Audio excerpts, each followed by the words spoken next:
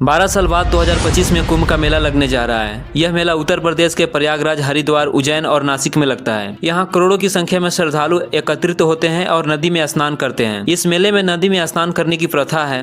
13 जनवरी से 26 फरवरी तक यह मेला चलेगी। मेला से पहले धीरेन्द्र शास्त्री का एक बयान आया जिससे देश के कुछ लोगों के पेट में दर्द होने लगी।